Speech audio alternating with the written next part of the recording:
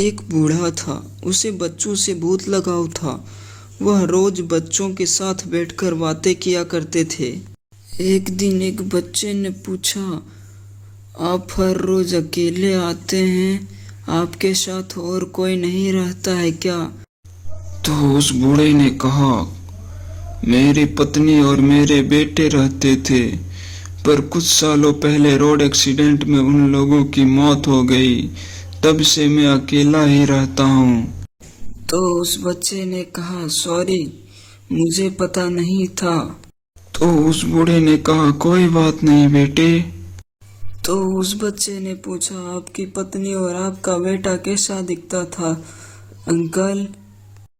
तो उस बूढ़े ने कहा, मेरा बेटा मुझसे बड़ा हो गया था और मेरी पत्नी बहुत ही अच्छी दिखती थी। हम एक दूजे से प्रेम किया करते थे।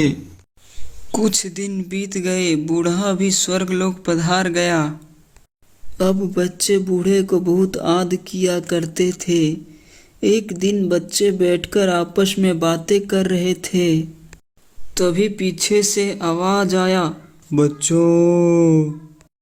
बच्चे पीछे मुड़कर देखा तो कंकाल का एक ढांचा था। बच्चे लोग उसे देखकर बहुत ज्यादा डर गए। तो उस भूत ने कहा, डरो मत बच्चों, मैं वही बूढ़ा हूँ जो रोज तुम्हारे साथ बैठकर बातें किया करता था। अब बच्चे डरना बंद कर दिया और आपस में बैठकर बातें करने लगे। ऐसे ही कुछ दिन बीत गए।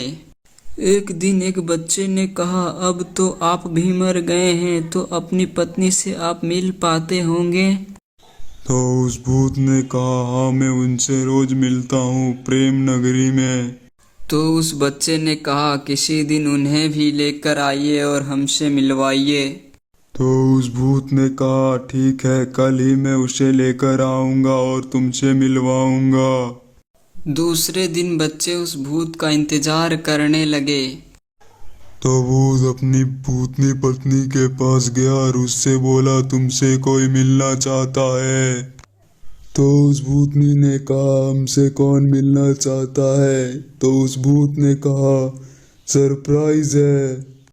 तो भूत और भूतनी बच्चे से मिलने गए। यही सरप्राइज है, जब तुम मर गई तो हम इन्हीं बच्चों के पास बैठकर अपने दुख और दर्द बांटा करते थे।